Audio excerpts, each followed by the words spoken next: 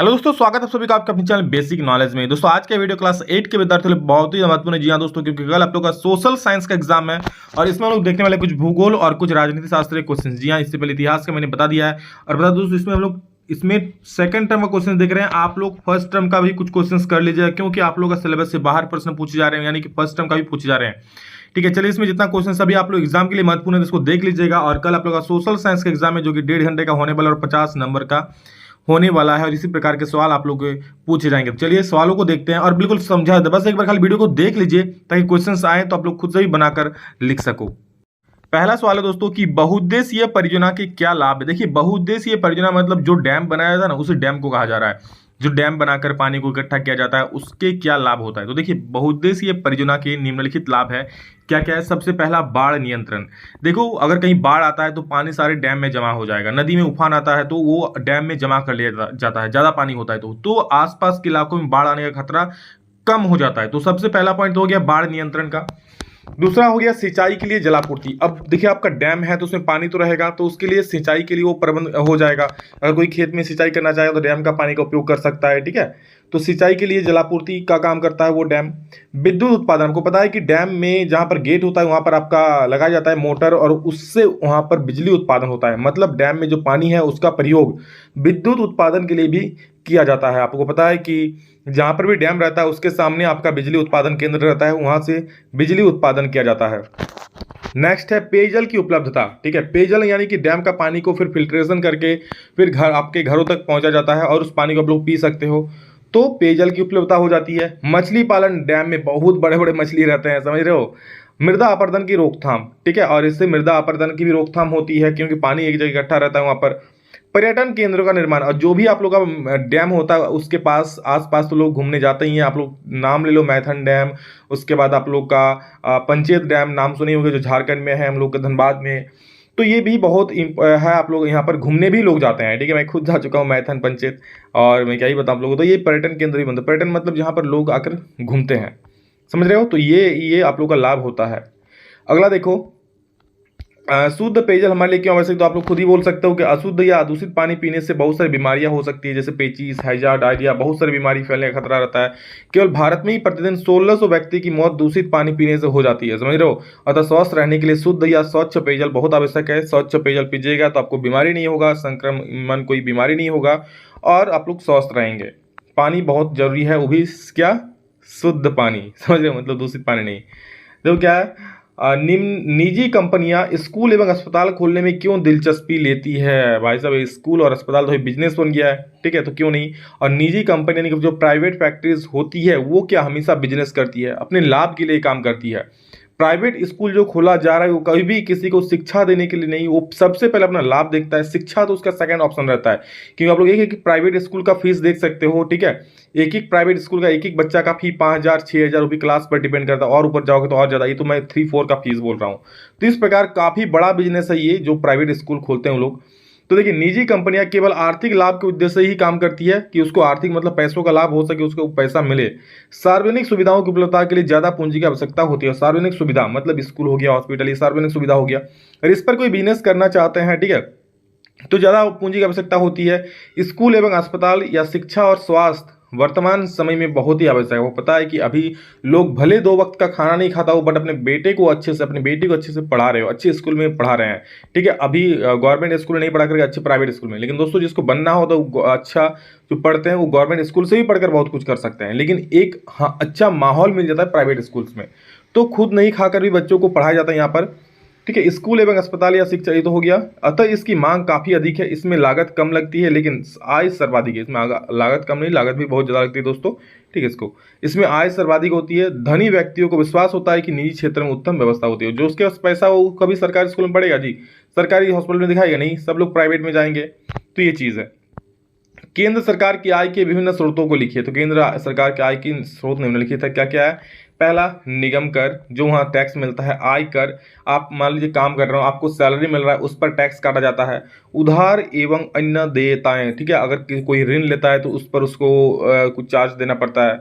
सीमा शुल्क, केंद्रीय उत्पाद शुल्क। सीमा शुल्क मतलब बॉर्डर पर कुछ टैक्स लगता है, अगर विदेश से कोई सामान आ रहा है उस पर भारत सरकार को कर की प्राप्ति होती है। ठीक है। तो इस प्रकार से अन्य अन्य कर से भारत सरकार को काफी ज्यादा लाभ होता है। मेन टैक्स से मिलता है, जो भी आप सामान यूज कर रहे हो, कहीं भी जा रहे हो, सब कुछ का टैक्स लगता है। ठीक है, आपका जमीन का टैक्स, जो सामान खा रहे हो उस सामान का टैक्स, आपका सैलरी मिल रहा है, आपका सैलरी में टैक्स, मतलब हर एक चीज में टैक्स से सरकार को काफी ज्यादा पैसा मिलता है। बाल विवाह अधिनियम 2006 में क्या प्रावधान है? तो देखो क्या क्या प्रावधान है। बाल विवाह उसे कहते हैं जब लड़के एवं लड़की का विवाह क्रमशः 21 और 18 वर्ष से कम उम्र में कर दिया जाए। यानी कि लड़के का उम्र अगर 21 से कम हो और लड़की का उम्र 18 से कम हो और उसका शादी हो जाए तो उसे बाल विवाह कहा जाता है, और ये एक जुर्म है। देखो, अगर कोई व्यक्ति जिनकी उम्र 21 साल से कम और वह किसी 18 वर्ष से कम उम्र की लड़की से शादी करता है तो उसे कानूनन जुर्म माना जाएगा। ठीक है, अगर कोई आप 18 साल से कम लड़की से शादी करते हो, या फिर आपकी खुद की एज, ठीक है, लड़के की एज अगर 21 से कम हो और लड़की की एज 18 से कम हो तो और शादी करते हैं तो कानूनन जुर्म माना जाएगा। बाल विवाह को रोकने के लिए कोई भी व्यक्ति प्रथम श्रेणी के जिला न्यायाधीश के पास शिकायत कर सकता है। बाल विवाह से पीड़ित व्यक्ति, अगर कोई बाल विवाह किसी का हो रहा है और उसका विरोध करता है तो आप कर सकते हो। पारिवारिक या जिला न्यायालय से ऐसे विवाह को अमान्य घोषित करवा सकता है। ठीक है, अगर आपको शादी करने की इच्छा नहीं है, आपका 21 साल उम्र नहीं है, 18 साल उम्र नहीं है, तो आप इसका विरोध कर सकते हो, इसके खिलाफ शिकायत कर सकते हो जिला न्यायालय में। नशाखोरी के दुष्प्रभाव को लिखिए। नशाखोरी मतलब जो दारू वारू पीते हैं उसके दुष्प्रभाव क्या होते हैं? तो देखिए क्या क्या होता है। एकाग्रता में कमी, कोई एक चीज काम करने में आपका मन नहीं लगेगा, एकाग्र आप नहीं हो पाओगे। स्मरण शक्ति, चीजों को ठीक से याद नहीं रख पाओगे। याददाश्त आपका कमजोर हो जाएगा। स्व नियंत्रण का कम होना, ठीक है, खुद पर नियंत्रण नहीं होता है। समझ रहे हो, आप देखते हो तो किस प्रकार से जो दारू वारू पीता लेता है, इधर उधर टहलते फिरता है, कहीं गिर जाता है, रोड पर गिरा हुआ रहता है। स्वच्छता में कमी, आप देखते ही हो कितने घिनौने टाइप का दिखता है वो लोग जो दारू पीता होगा, एकदम मक्खी भिन भिनाता है, आमने सामने दिखे, कहीं कहीं रोड पर पड़ा होता है तो कुत्ता भी आके कहीं मुंह में मुद्द देता है। तो यही चीज़ है, नशाखोरी से ये सारे परिणाम होते हैं। तो आप लोग तो खुद इसको मतलब आंखों देखिए, आप लोग के सामने परिणाम होता होगा, तो आप लोग तो इसमें लिखने में कोई कमी नहीं छोड़ोगे। शरीर का वजन कम हो जाता है, स्वास्थ्य संबंधित समस्याएं होती है और अपराधी प्रवृत्ति का जन्म होता है। ठीक है, ज़्यादा कुछ शराब पीता है क्या तो लोग दिमाग में तो कुछ चलता नहीं है। और एक शराब पीने के शराब पीने के बाद क्या आदमी मतलब क्या ही कहें, ताकतवर बन जाता है। ठीक है, वो कुछ भी कर सकता है, तो अपराधी प्रवृत्ति का फिर जन्म होता है वहाँ पर, मतलब अपराध कर सकता है वो। मानव तस्करी के क्या क्या तरीके हैं? तो देखो, मानव तस्करी यानी कि कोई चीज़ का तस्करी होता है, मतलब उसे उसको बेचना कह सकते हो गैर कानूनी तरीके से। तो मानव तस्करी मतलब मानव को, मतलब आदमी को ही बेच देता है। कैसे? प्रलोभन देकर, लोभ देकर बेचा जाता है, धमकी देकर, उसको धमकी देकर ले जाया जाता है, जबरन या बल का प्रयोग करके, अपहरण करके या फिर धोखे से। इन सारी चीज़ों से मानव का तस्करी होता है। बाल श्रम को दूर करने के लिए कोई तीन सुझाव दीजिए। बाल श्रम मतलब आप 18 साल के कम के एज में हो और अगर आप काम कर रहे हो तो ये बाल श्रम है। बाल श्रम को दूर करने के लिए तीन उपाय क्या क्या है देख सकते हो। बाल श्रम का मूल कारण गरीबी है। जी हाँ दोस्तों, मूल कारण गरीबी है, क्योंकि आप कभी देखे हो कि अमीर के बच्चे जाकर कहीं पर काम कर रहे हो 18 साल की कम उम्र में? नहीं करते हैं कभी, हमेशा गरीब के बच्चे ही करते हैं। तो बाल श्रम क्या का मूल कारण क्या है? गरीबी है। गरीबी उन्मूलन कार्यक्रमों का विस्तार कर इस पर नियंत्रण लगाया जा सकता है। गरीबी उन्मूलन मतलब गरीबी को हटाने का जो कार्यक्रम है, ठीक है, जो भी हेल्प करना होता है, इसको विस्तार देके इस पर नियंत्रण लगाया जा सकता है। मूलभूत सुविधाओं की कमी के कारण उन्हें मजबूरन मजदूरी करनी पड़ती है, अतः सभी परिवारों को मूलभूत सुविधाएं उपलब्ध करवाना चाहिए। मूलभूत सुविधाएं मतलब क्या? रोटी, कपड़ा और मकान। अगर किसी को खाने के लिए 2 वक्त की रोटी नहीं मिल रहा है, पहनने को कपड़ा नहीं मिल रहा है, रहने के लिए घर नहीं मिल रहा है, तो फिर वो मजदूरी करने जाएगा। ठीक है, लेकिन अभी सरकार की तरफ से ऐसा दिया जा रहा है, आप लोगों को पता है कि कोटा की तरफ से चावल दिया जाता है, सरकार की तरफ से घर भी दिया जा रहा है। समझ रहे हो, तो ये सारा चीज़ अभी मिल रहा है सरकार की तरफ से। इसके लिए बने कानूनों का सख्ती से पालन होना चाहिए। जो भी बाल मजदूर पर कानून बनाए गए हैं, ठीक है, इस पर सख्ती से कानून होना चाहिए, और कोई इस कानून का मतलब क्या कर सके, अवहेलना ना कर सके, ऐसा कुछ होना चाहिए।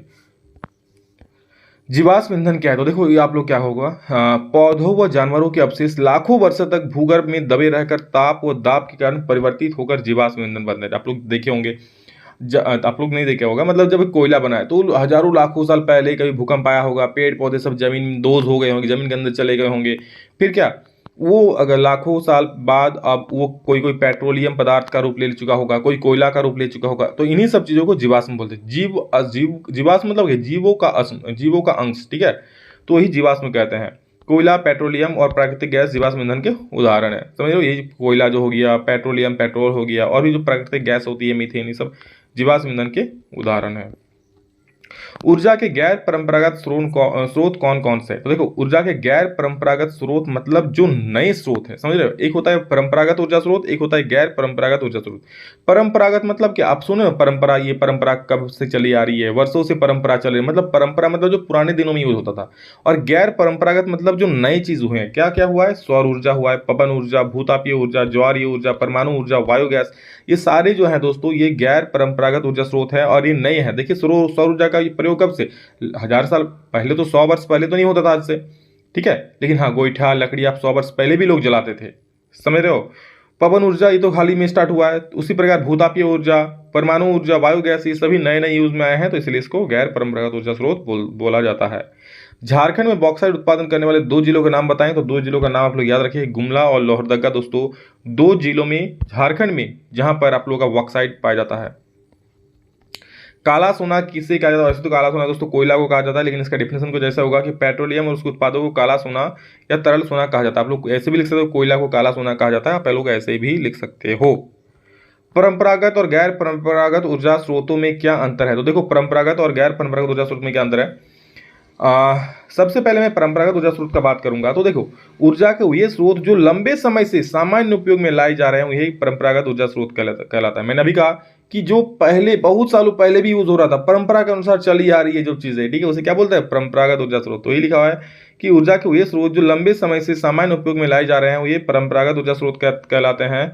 और यह सीमित और समाज पर संसाधन है, ठीक है, और ये सीमित है, ठीक है। परंपरागत ऊर्जा स्रोत जैसे कोयला, कोई ले लो, कोयला के उस वर्षों से हो रहा है कि सीमित संसाधन है ना, अब डेली नया नया कोयला तो नहीं बन रहा है, इसका केवल एक ही बार उपयोग किया जा सकता है और फिर ये समाप्त हो जाता है। कोयला को जला दोगे, वो खत्म हो गया, फिर अब उस कोयला को दोबारा यूज नहीं कर सकते हो, ठीक है।